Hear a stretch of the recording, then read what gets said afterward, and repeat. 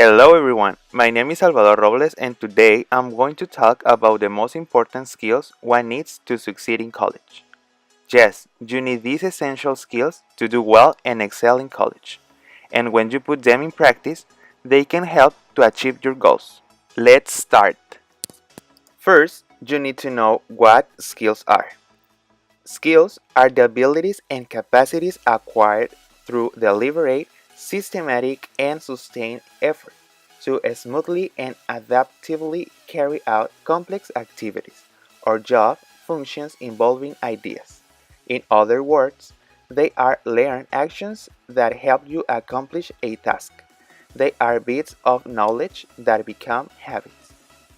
Now that you know what skills are, let's start to talk of some of the skills or habits that you need to implement in your life to succeed in college.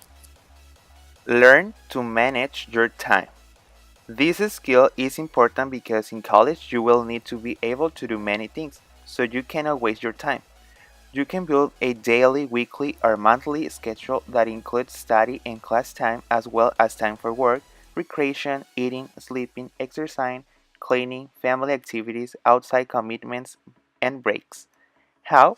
Plan your day in advance so you know what you must do, what you would like to do, and what you could do if you had the time. Do the most important things first and do not go on the others until the first is complete. For example, if you need to study for an exam and go out with your friends, you need to know that studying should come first and the other social or recreational activities come after. Remember, your friends know that college is first and that fun comes after. Learn to read a textbook effectively. In college, you will need to read a lot of textbooks along with articles, books, and other things. So that's why you need to implement this skill. Increase reading speed and comprehension skills.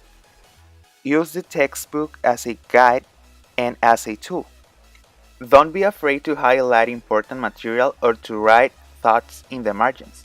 A formula for successful reading is SQ3Rs: survey, question, read, recite, and review. And this tool I learned in Learn 11 class. Survey. Glance over the material to get a feel for what you will be reading. Look at the headings, summaries, formulas, etc. Question. As you survey the material, ask yourself questions about what you will be reading. Read. Read everything in a chapter, including visual aids such as graphs, charts, etc. Note items that are underlined or in bold print. Recite. Once you have read a section, close your book and in your own words, recite what you just read. Answer the questions you had before you began reading and jot down important points. If you cannot recite the material, read it again. Review. Reread the chapter headings and be sure you understand all the highlighted material in the chapter. For example, if you need to read an entire chapter but you are a lazy person, you can do the SQ3Rs and you will see the difference when you read. Remember, look at the titles, pictures, and ask yourself questions about it. Good listening skills. Listening is not passive. It is more than just hearing and requires some effort on your part. Actually, in college, professors may speak super fast, but you can do many things to implement this skill. Sit close to the front. Work hard at finding something about the topic to which you can relate. Concentrate on what is being said and set aside your own concerns. Ask the instructor to repeat or clarify difficult points, but always at the end of the lecture. For example, a good example of listening skills is shown in play 4,000 Miles by Amy Herzog. The main characters, Leo and Vera, have a good relationship because of good listening skills. They have a good and open friendship in which they take care of each other. In college, too, good listening skills can help you build good relationships with your peers and professors. Communication with others. I think this is one of the best skills that you need to have because in class you need to know how to communicate with your classmates.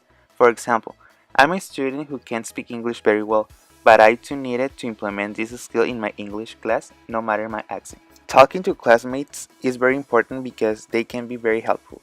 Also, it is great to make friends in a class, so you too can do it. Just try and don't be shy because you need to have a conversation with others. Another good example of communication skills is shown in the play The Odd Couple by Neil Simon. At the beginning of the play, Oscar and Felix had a good relationship because they communicate openly with each other, but as the time passed, they lost their communication because they stopped talking to each other about their concerns. Sometimes in college, you run into the same problem with your classmates or professors. If there is not communication, problems or misunderstandings arise. It is important to implement this skill to clarify and talk about the problems between your classmates, like Oscar and Felix. They were able to solve the problem when they talked about it. Finally, increase self-confidence and self-discipline. The most successful students demonstrate well-disciplined study techniques. They develop strict study schedules, routines, and networks. These students prepare, perform, and ask questions when necessary. They have found a comfortable place to study with sufficient light and few interruptions. They know when to say no.